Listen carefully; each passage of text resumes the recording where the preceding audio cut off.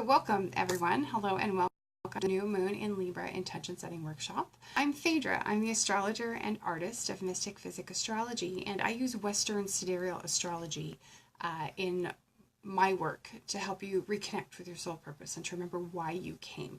And so my aim with these broadcasts, with the new and full moon practices that we do here in the group, and with the Sidereal Insights Astro Update that we do on the Mystick Physick Astrology Facebook page, is really to provide guidance for you on how we can consciously use the energy of the transiting planets to influence and impact our lives, in a positive way. And so if you need to look up your sidereal sign placements for the broadcast, you can use the online calculator at mystickphysick.com/sidereal tools to find out for free. Just type in your birth data and it'll generate your chart. You can take a quick screenshot or make a note. You'll want to know the sign and degree of your sidereal sun sign and your sidereal ascendant. Okay, but today I'm going to guide you through some practices to allow more peace into your life. To identify ways in which you can embrace partnership, compromise, and cooperation to more easily achieve your goals, and for setting practical intentions around self-love and self-advocacy. So today we have the new moon in Libra, and what we'll do here on the broadcast is we'll talk a little bit more about the Libra new moon that we're going through specifically. Then I'll run through each of the rising signs and tell you what house this is falling in for you and what the themes of that house are. And then at the end, we'll talk a little bit more in depth about the Libra archetype, and Libran themes. And I'll offer you some prompts to help get you thinking about how you can set intentions around the new moon in Libra, or what you might want to set intentions for. Okay? So this particular new moon in Libra, Venus is still kind of sleepy. It's late in her retrograde. She's in Libra, which is the sign of her rulership. So other than the retrograde, she would normally be quite well supported at this time, but she's in a little bit weakened state. She's a little bit sleepy and doesn't quite have her full strength. Mars is reaching out to kind of give her a boost of energy as he moves into Aquarius. And so what that's signaling is the need for action, the need for initiative to make the most of this new moon. Things aren't going to just happen. They're not going to just fall into your lap. If you want something to happen at this new moon, you're going to have to make sure that you take steps actively to help get it off the ground. Okay, now keep in mind that all the regular strictures for Venus retrograde still apply.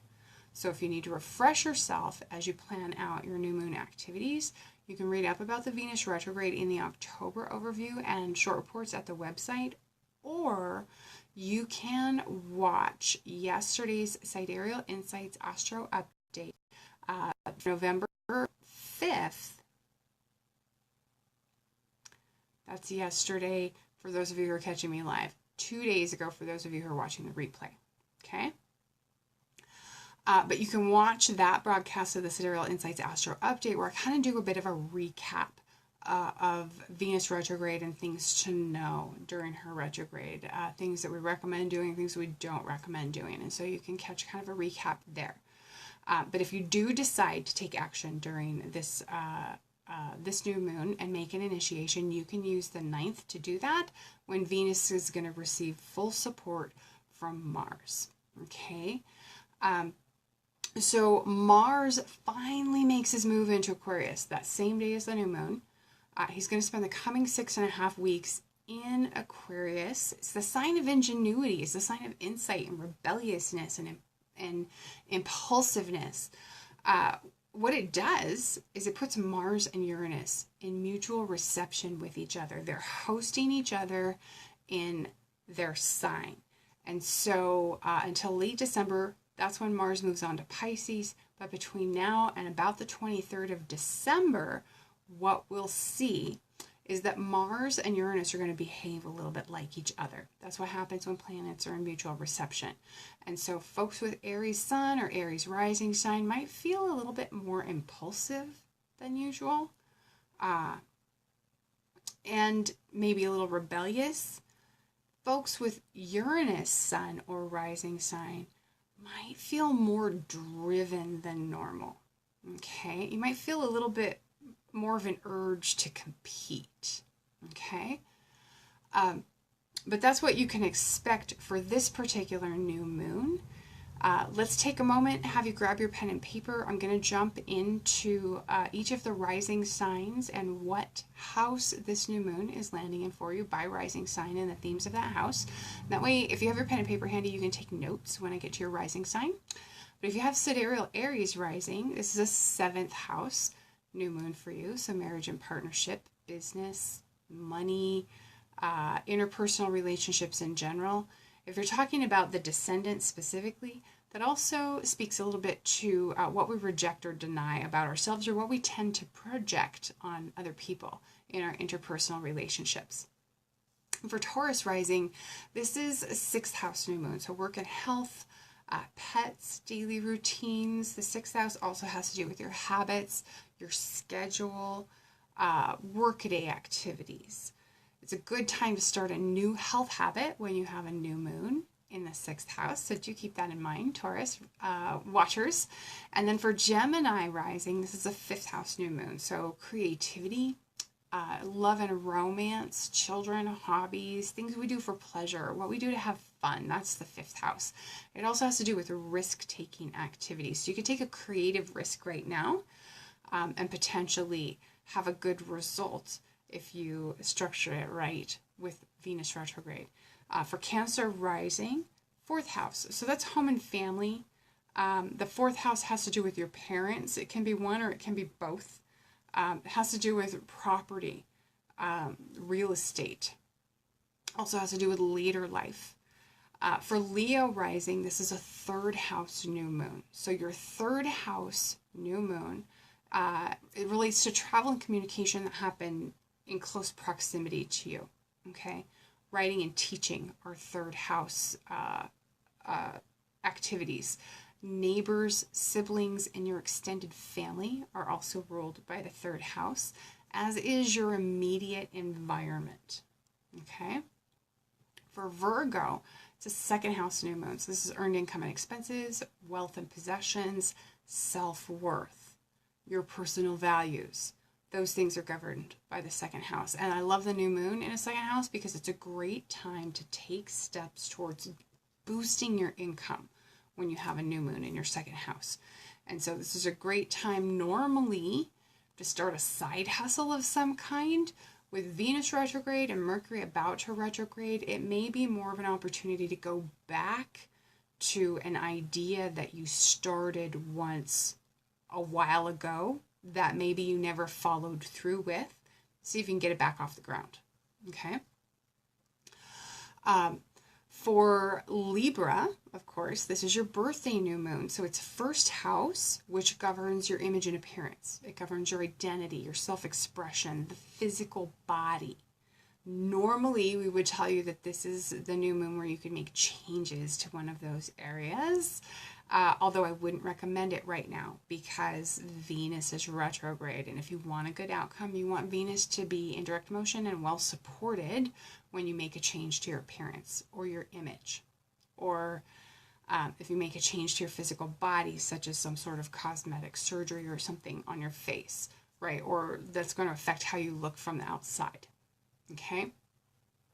So do keep that in mind for those of you who do have Libra rising or Libra sun. If you're doing this practice for your sun sign, it may be a really good idea to go back and kind of bone up on the Venus retrograde recommendations from the previous broadcast or from the October overview, just so that you know for sure what it is you want to make an initiation around with this particular new moon in your birth month. Okay? If you want to make an initiation, use the 8th or the 9th. Those are when Venus is going to be most well supported. And happy birthday. Happy birthday. How fun. So for Scorpio, this is a 12th house new moon for you. 12th house has to do with privacy and seclusion. It has to do with secrets, your spiritual life and spiritual growth. It has to do with your unconscious mind, institutions of seclusion.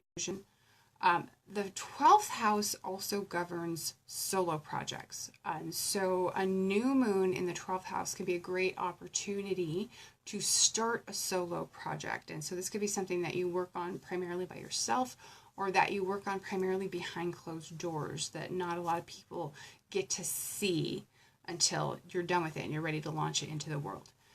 For Sagittarius, it's an 11th house new moon. So this is friends, organizations, hopes and dreams, which of course is my personal favorite. If you want to get back to a long-held hope or dream that you made a start on a long time ago and never really took it anywhere, reignite that with this new moon. That would be a good option for you. Or reconnect with friends of yours. Go out and have fun. Do something social. Go and enjoy yourselves. That's perfectly fine to do when Venus is retrograde. For Capricorn, it's a 10th house new moon. And so this has to do with career and achievement. It has to do with fame, with recognition, with your highest ambition. Okay? And then for Aquarius, it's a 9th house new moon, which is higher learning, legal matters, long distance travel and communication. So things like publishing and broadcasting fall under the 9th house. Travel and immigration, religion and philosophy are also 9th house matters. If you have Pisces rising, it's an 8th house new moon. So this is themes around other people's money, resources that come to you through the people that you know in your life. It has to do with loans and inheritances, insurance, bonus or commission income, or lottery winnings. And the 8th house also has to do with themes of psychology, investigation, research. So deep digging and deep exploration, okay? And then the 8th house also has to do with healing, just like the 6th house has to do with health and healing. But the 8th house is more about the psychological health and healing, okay? So let's talk for a little bit about Libra archetypes and Libra themes, and then we'll get into our prompts for our intention setting. And so what I want you to do, if you're joining late and you missed when I covered the house and themes your rising sign is going to experience the new moon in Libra in, go ahead and comment for me and I'll recap for you what house and what the themes of that house are for you. And that way, if you want to use this in alignment with your natal chart, you can. But Libra is the sign of the scales. Okay, it's the archetype of the partner, of the counselor, the peacemaker, and the diplomat. Libra is the negotiator or the mediator. And she can also be associated with the lawyer. Okay. And then on the flip side, Venus and Libra is also the seductress and the flirt.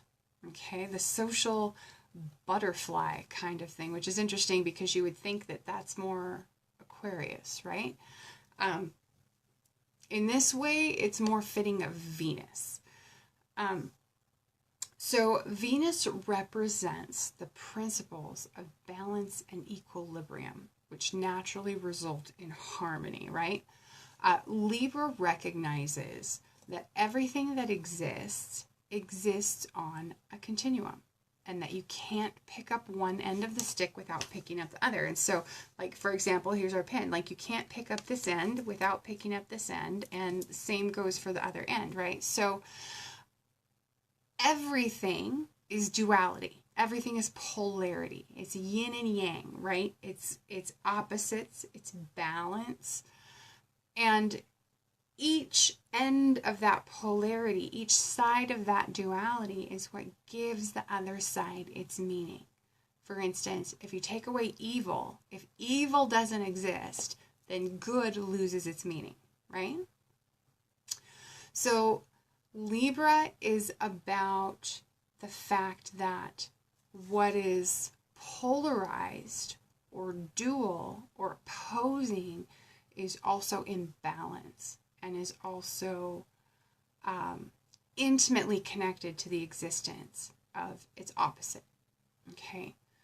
Libra is also about commitment to a partner or to the other, especially. It's not about us, ourselves, right?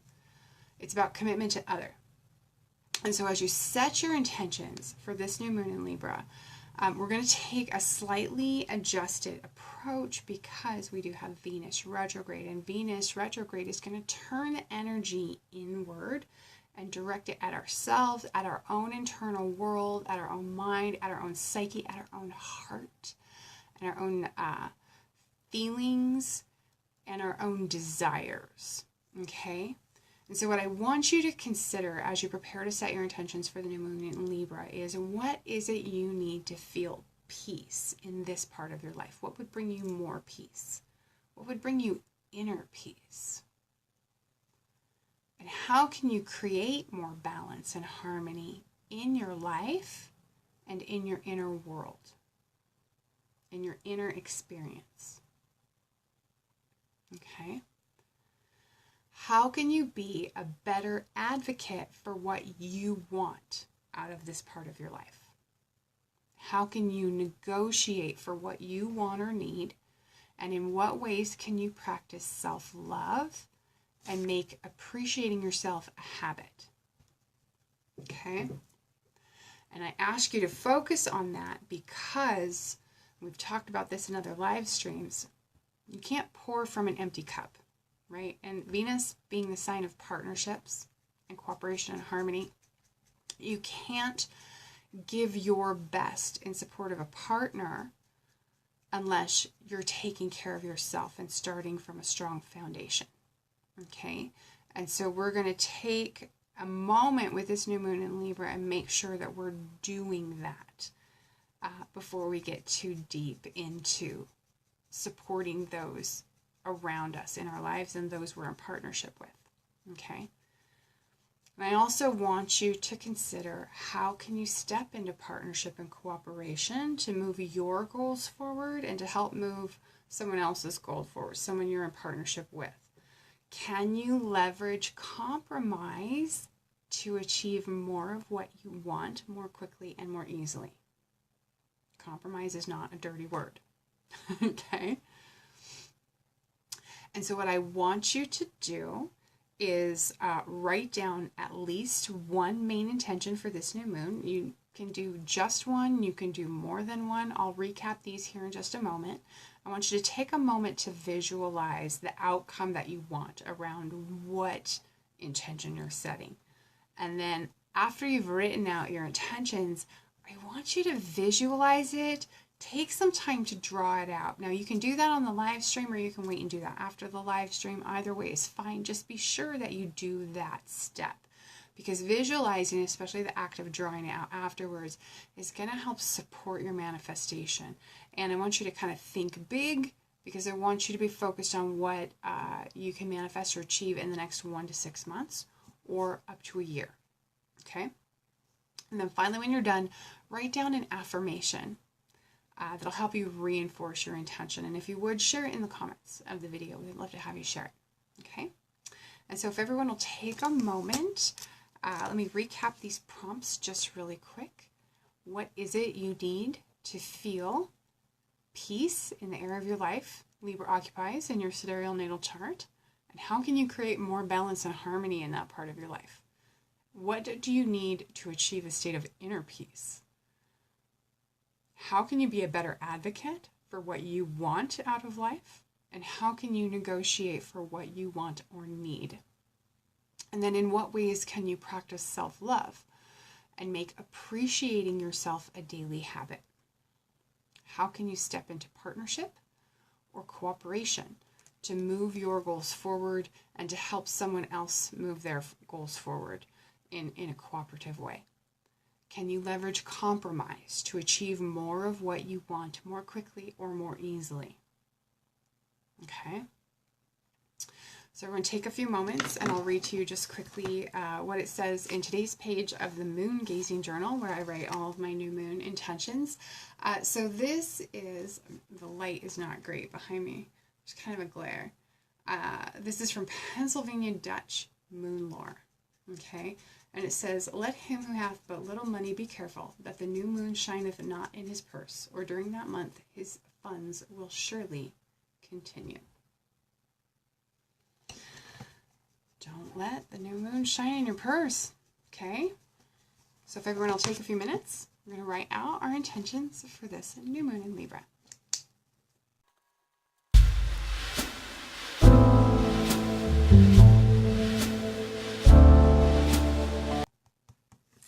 Okay, if you need a few more minutes, go ahead and let me know in the comments. In the meantime, I'll share with you what I wrote for my intentions. Now, for me, I have Gemini rising, so this is a 5th house new moon. It has to do with creative life, right? And I'm an artist as well as an astrologer. And I'm always kicking myself that I don't make enough time for my artistic practice, that I don't make enough time to spend in my studio. When you work for yourself, when you work from home, it's really easy to just work all the time and to not ever take time away from your business. And I have a tendency to do that myself. And so what I want to do with this new moon is recommit to taking time away from just busy workaday stuff to doing something that I enjoy, something that lets me to pursue creative self-expression. And so what I've written is that it's my intention with the new moon in Libra to take a stand for my own time off from workaday life so that I can return to creative and artistic endeavors. And to that end, I got really specific here. To that end, I intend to use the afternoon of the 8th and the 9th to clean and organize my art studio and to return to finishing a few neglected paintings. I have a couple specifically I have in mind. I would like to get them reworked and finished up. This is one, it's hanging on the wall, but this painting is not finished and I would love to finish it. I really have been enjoying that painting and I would really love to see it in its final form.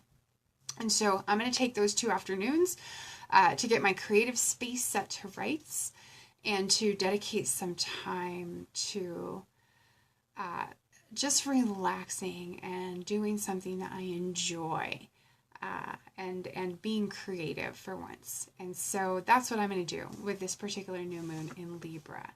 And if you'll share in the comments, we'd love to hear what your intentions are for this new moon or what affirmation you're going to be working with to help reinforce the outcome that you want as you move into the next week and start taking your initiatory steps.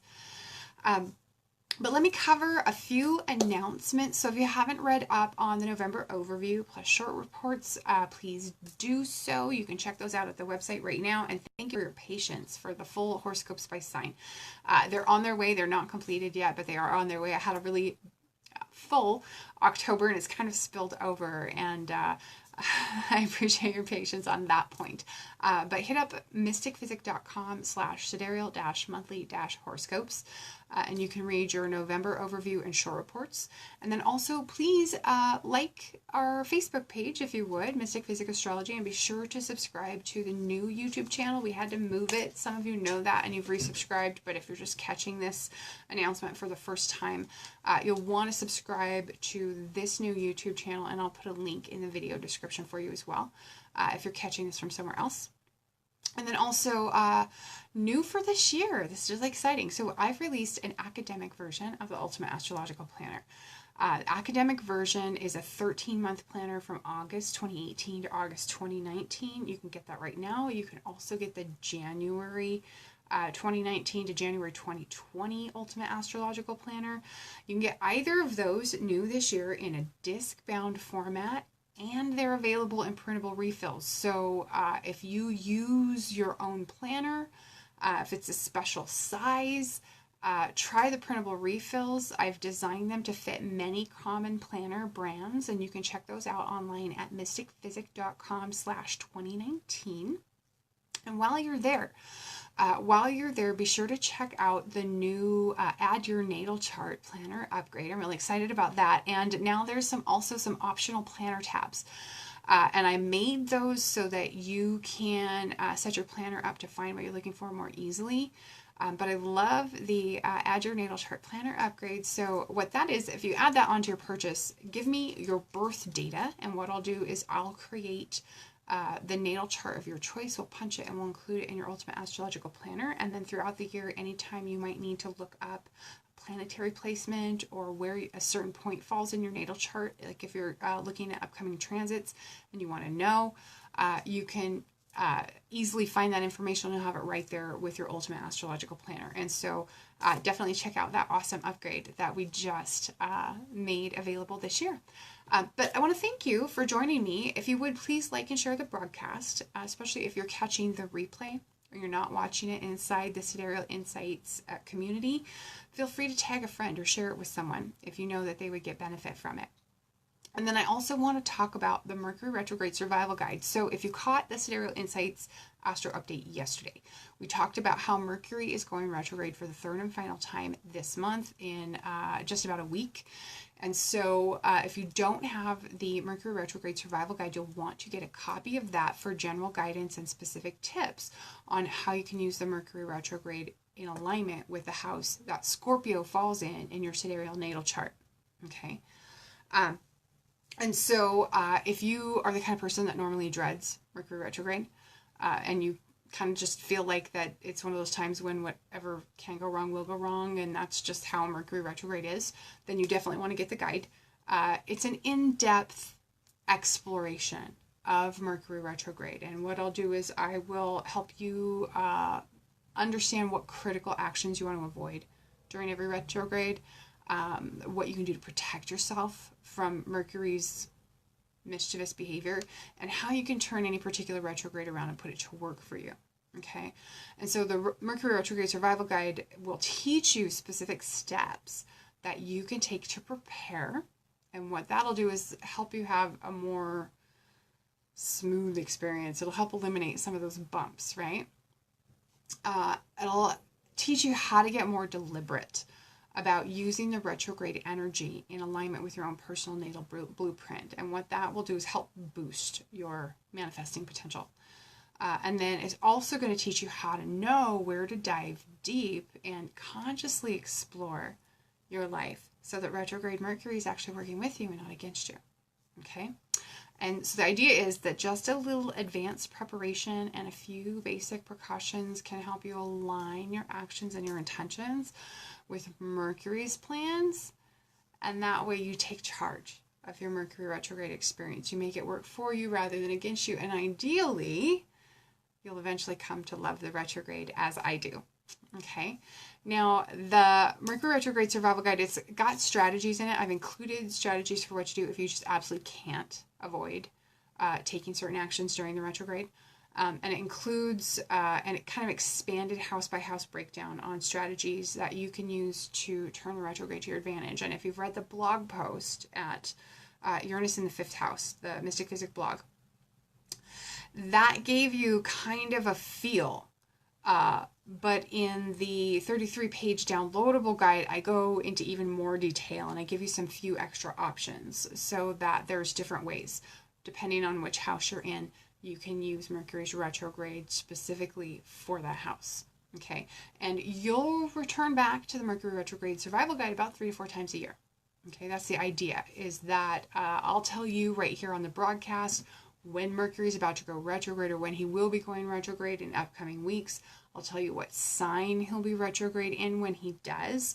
You can go back to your Mercury Retrograde Survival Guide and you can look up what house that is for you and make a plan for how you want to approach his retrograde and actually make it work for you rather than fighting it.